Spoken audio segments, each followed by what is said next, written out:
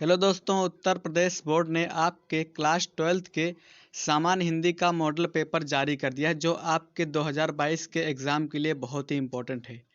Board ने आपके syllabus के अनुसार न्यू मॉडल पेपर जारी कर दिया है, जो कि इस प्रकार है। तो आज के इस वीडियो में हम विथ कंप्लीट जानेंगे कि क्लास 12th के हिंदी सामान्य हिंदी का मॉडल पेपर कैसे आता है और आपको इसे कैसे सॉल्व करना है। तो आपसे निवेदन है कि वीडियो को पूरा देखिएगा, वीडियो को स्किप मत कीजिएगा। यदि वीडियो पसंद आएगी, वीडियो को लाइक कीजिएगा और लाल रंग का सब्सक्राइब बटन दबाकर हमारे चैनल को सब्सक्राइब जरूर कीजिएगा। तो आइए बिना टाइम वेस्ट किए हम वीडियो को शुरू कर लेते हैं। पेपर को सॉल्व करने के लिए आपको 3 घंटे 15 मिनट का समय दिया जाता है। पेपर को सॉल्व करने के लिए आपको 3 घंटे 15 मिनट का समय दिया जाता है और आपका पूर्णांक होता है 100 अंक का।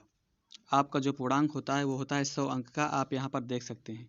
सबसे पहले आपको पेपर को सॉल्व करने के लिए सबसे पहले आपको पेपर को एक बार अच्छी तरीके से पढ़ लेना है, फिर आपको उसके बाद पेपर को सॉल्व करना है। देखिए, हमारे खंड का के अंतर्गत हमारा पहला प्रश्न जो होता है वो बहुविकल्पीय प्रश्न होता है। आप यहाँ पे देख सकते हैं, हमारा जो खंड का है इसके अंतर्गत हमारे सारे प्रश्न बहुविकल्पीय होते हैं। तो आइए सबसे पहले हम इन बहुविकल्पीय प्रश्नों को सॉल्व करते हैं। देखिए, जो हमारा पहला प्रश्न है का वाला इसका है कि शिक्षा का उद्देश्य निबंध के लेखक हैं भारतेंदु हरिश्चंद्र, संपूर्णानंद, मोहन राकेश, राय, रामकृष्ण दास।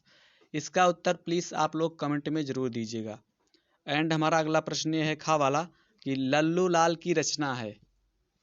लल्लू लाल की रचना है सुख सागर, प्रेम सागर, परीक्षा गुरु, रानी केतकी की कहानी। तो इसका आंसर हो जाएगा प्रेम सागर। लल्लू लाल की जो रचना है वो है प्रेम सागर।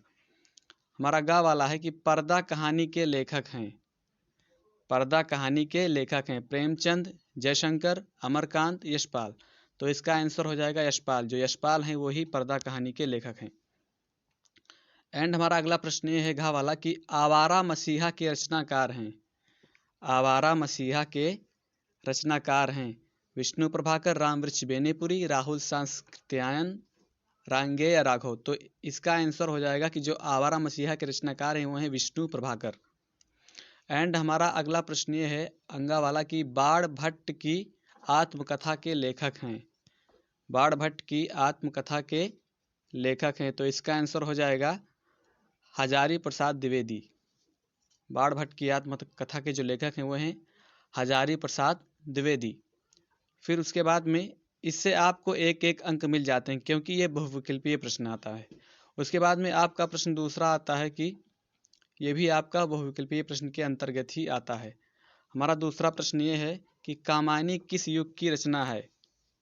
कामायनी किस युग की रचना है? द्विवेदी युग, छायावादी युग, भारतेंदु युग और प्रगतिवादी युग। तो इसका आंसर हो जाएगा जो कामायनी रचना है वो है छायावादी युग की। उसके बाद में हमारा अगला प्रश्न है खा वाला कि निम्नलिखित कवियों में से कौन प्रगतिवादी युग का है? अग्रदास, तुलसीदास, नंददास, रामधारी सिंह दिनकर। तो इसका आंसर हो जाएगा कि निम्नलिखित कवियों में से प्रगतिवादी युग का है रामधारी सिंह दिनकर। एंड हमारा अगला प्रश्न है गा वाला कि तार सप्तक का प्रकाशन वर्ष है। तार सप्तक का प्रकाशन वर्ष है। तो इसका आंसर हो जाएगा सन 1943 ईस्वी में तार सप्तक का प्रकाशन हुआ था। उसके बाद में हमारा अगला प्रश्न है घा वाला कि द्विवेदी युग की रचना नहीं है। द्विवेदी युग की रचना नहीं है प्रिय प्रवास, साकेत, भारत भारती और कामायनी। तो इसका आंसर हो जाएगा कामायनी। कामायनी जो है वो द्विवेदी युग की रचना नहीं है। उसके बाद हमारा अगला प्रश्न है अंगा वाला कि निम्नलिखित में से कौन सी कृत महाकाव्य नहीं है। निम्नलिखित में से कौन सी कृति महाकाव्य नहीं है? रामचरितमानस, साकेत, पद्मावत और मामा। तो इसका आंसर हो जाएगा जो मामा है वो महाकाव्य कृति नहीं है। हमारा प्रश्न नंबर 3 है कि दिए गए गद्यांश आधारित निम्नलिखित प्रश्नों का उत्तर दीजिए। धरती माता की कोख में से लेकर आपको यहाँ तक आवश्यक तक इस पैराग्राफ से आपको क्या करना है कि उपयुक्त गद्यांश का संदर्भ लिखिए। उपयुक्त गद्यांश का संदर्भ लिखिए। धरती वसुंधरा क्यों कहलाती है? रेखांकित अंश की व्याख्या कीजिए। पृथ्वी की देह को किसने सजाया है? भावी आर्थिक अभ्युदय हेतु में हमें क्या करना चाहिए? आपको इन पैराग्राफ में से क्या करना है, इन्हीं प्रश्नों का उत्तर दे देना है, या आप अथवा वाला भी कर सकते हैं। आपको यहाँ एक ऑप्शन दिया है अथवा वाला, इसको भी आप कर सकते हैं। इनमें से जो प्रश्न दिए गए हैं इन्हीं के उत्तर को आपको इन्हीं में से छांट कर लिख देना है। इनमें से आपको मिल जाते हैं पूरे के पूरे 10 नंबर। इनमें से आपको पूरे के पूरे 10 नंबर मिल जाते हैं, आप यहाँ पर देख सकते हैं।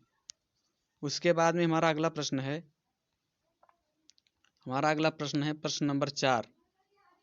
ये हमारा है कि दिए गए पद्यांश पर आधारित निम्नलिखित प्रश्नों के उत्तर दीजिए। ये भी आपका 5x2 यानी ये भी आपका 10 नंबर का पूछा जाता है। इसमें आपको क्या करना है कि दुर्बलता का ही से लेकर सब चुन लो, यहाँ तक करने पाऊँ तक आपको इनमें से क्या करना है कि उपयुक्त पद्यांश का संदर्भ, रेखांकित अंशों की व्याख्या, फिर उसके बाद में आपको क्या करना है, ये जो इतने प्रश्न दिए गए हैं ये 5 प्रश्न, इन प्रश्नों का उत्तर उसी पद्यांश में से छांट कर आपको अपनी पुस्तिका में लिख देना है। या आपको यहाँ पर भी अथवा वाला ऑप्शन दिया गया है, यहाँ पर भी आप ये अथवा वाला ऑप्शन भी कर सकते हैं। इनमें से प्रश्नों को इसमें से देकर आपको लिख देना है, इससे आपको 10 नंबर मिल जाते हैं। उसके बाद में हमारा अगला प्रश्न है प्रश्न नंबर 5 कि निम्नलिखित में से किसी एक लेखक का साहित्यिक परिचय देते हुए उनकी प्रमुख रचना का उल्लेख कीजिए। ये भी आपका 3+2 यानी ये भी आपके 5 नंबर का आता है। इसमें आपको क्या करना है कि यहाँ पर जो दिया गया है इसमें से आपको किन्हीं एक लेखक का साहित्यिक परिचय लिख देना है, उसके बाद में उनकी रचना को भी लिख देना है। पहले जीवन परिचय पूछा जाता है, बट अभी ये साहित्यिक परिचय इंटर में आपके पूछा जाता है। तो आपको इससे मिल जाते हैं कितने नंबर, पूरे के पूरे 5 नंबर आपको इससे मिल जाते हैं। उसके बाद में हमारा अगला प्रश्न है मैथिली गुप्त, सुमित्रानंदन पंत और रामधारी सिंह दिनकर। ये खा वाला आपका प्रश्न है कि निम्नलिखित में से किसी एक कवि का साहित्यिक परिचय देते हुए उनकी प्रमुख रचनाओं या कृतियों पर प्रकाश डालिए। इससे भी आपको पूरे के पूरे 5 नंबर मिल जाते हैं। ये आपके पद्य का है। इन तीनों में से किसी आपको एक का साहित्यिक परिचय लिखना है और फिर उनकी रचनाओं को लिख देना है। उसके बाद में हमारा प्रश्न नंबर 6 आता है। हमारा प्रश्न नंबर 6 ये आता है, इसमें क्या कहता है कि बहादुर अथवा पंचलाइट कहानी के उद्देश्य पर प्रकाश डालिए। इसमें क्या करना है कि आपको बहादुर अथवा पंचलाइट कहानी का जो उद्देश्य होगा उसको लिख देना है। अगर आपको ये नहीं आता है तो आप अथवा वाला ऑप्शन भी कर सकते हैं। आप अथवा वाला ऑप्शन कर सकते हैं जिसमें आपको दिया हुआ है कि ध्रुव यात्रा कहानी की कथा वस्तु अपने शब्दों में लिखिए, तो आप ये वाला भी कर सकते हैं। इससे आपको मिल जाते हैं 5 अंक। इससे आपको पूरे के पूरे 5 नंबर मिल जाते हैं। फिर उसके बाद में हमारा अगला प्रश्न है प्रश्न नंबर 7। यह है कि स्वपठित खंड काव्य के आधार पर किसी एक खंड के एक प्रश्न का उत्तर दीजिए। कम से कम आपको 80 शब्दों में इसको लिखना है। ये आपका पूछा जाता है 5 नंबर का, ये भी आपका पूछा जाता है।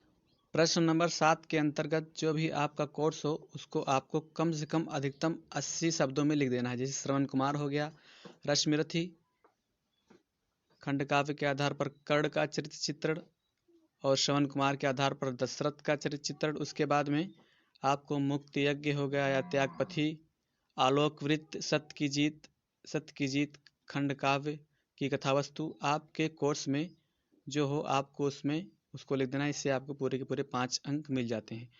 उसके बाद हमारा आता है प्रश्न नंबर 8। इसमें दिया हुआ है कि का वाले में कि दिए गए संस्कृत गद्यांशों में से किसी एक का ससंदर्भ हिंदी में अनुवाद कीजिए। इससे आपको मिल जाते हैं 5+2 यानी इससे आपको पूरे के पूरे 7 अंक मिल जाते हैं। तो आपको क्या करना है, इसका अनुवाद कर देना है महामना से लेके एवासीत तक। अगर आपको ये वाला नहीं आता तो आप अथवा वाला भी कर सकते हैं। यहाँ पर दिया हुआ है हंसराज तदेव परिश्वः से लेकर स्वगृहम अगच्छत तक, इसको आपको कर देना है और इससे आपको 7 नंबर आसानी से मिल जाएंगे। उसके बाद में आपको इसी में दिया रहेगा खंड खा में कि दिए गए पद्यांशों में से किसी एक का संदर्भ हिंदी में अनुवाद कीजिए। इससे भी आपको 7 नंबर मिल जाते हैं। आपको इसको भी कर देना है। नहीं आपको ये नहीं आता है उसके आपको नीचे दिए गए ऑप्शन अथवा करके परोक्ष कार्यम हस्ताक्षरम से लेकर पयोज मुजम तक इसको आपको कर देना है। उसके बाद में हमारा प्रश्न नंबर 9 आ जाता है। इसमें दिया हुआ है कि निम्नलिखित मुहावरों में से किसी एक का अर्थ लिखकर वाक्य में प्रयोग कीजिए। ये आपका आता है 1+1, यानी कि ये आपका आ जाता है 2 नंबर का। आपको इसको भी कर देना है। इनमें से आपको किसी एक का अर्थ लिखना है। यहाँ पर आपको 5 दिए हुए हैं, 4 दिए हुए हैं, लेकिन आपको इसका एक ही लिखना है। इससे आपको 2 नंबर मिल जाएंगे। उसके बाद हमारा प्रश्न आता है प्रश्न नंबर 10 का, निम्नलिखित शब्दों में से शब्दों के संधि विच्छेद के सही विकल्प का चयन कीजिए। तथापि का संधि विच्छेद है तथधनपि, तथाधन अपि, तथाधन थापि। इसमें से जो आपका ऑप्शन सही हो इसमें से आपको लिख देना है। फिर हमारा सेकंड है परमेश्वरा का संधि विच्छेद है। इसमें भी आपको ऑप्शन दिया हुआ है, फिर आपको इसमें से इसको लिख देना है। ये आपके एक एक अंक का पूछा जाता है। उसके बाद हमारा थर्ड है गायिका का संधि विच्छेद है। गायिका का संधि विच्छेद है।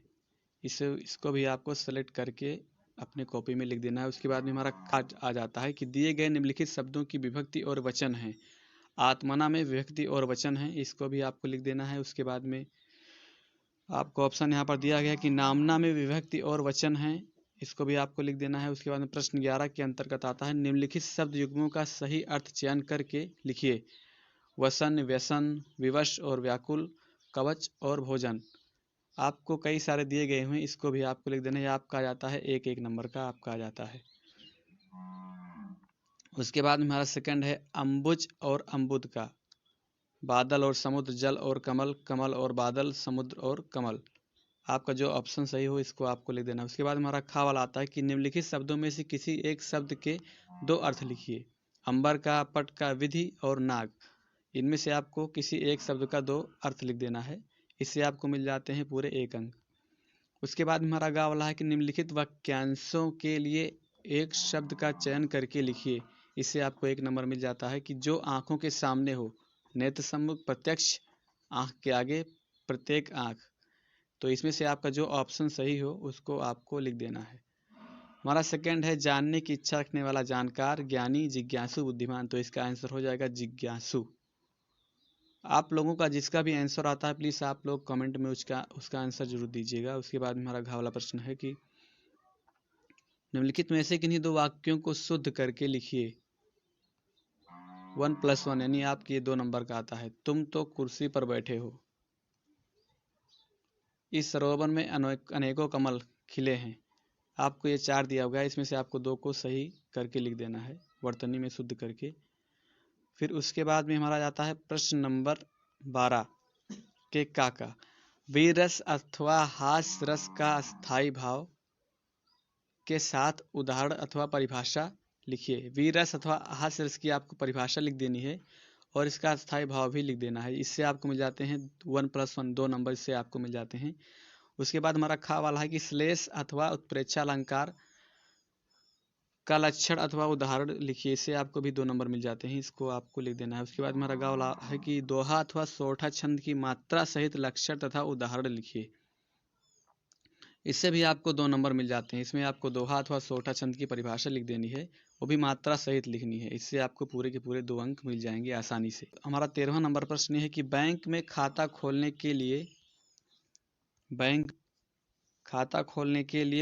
प्रबंधक को आवेदन पत्र, जिसे हम प्रार्थना पत्र बोलते हैं, उसको आपको लिखना है। ये आपके 2+4 यानी आपको 6 यानी 6 नंबर का आपको ये मिल जाता है। आप यहाँ पर देख सकते हैं ये आपके 6 नंबर का आ जाता है।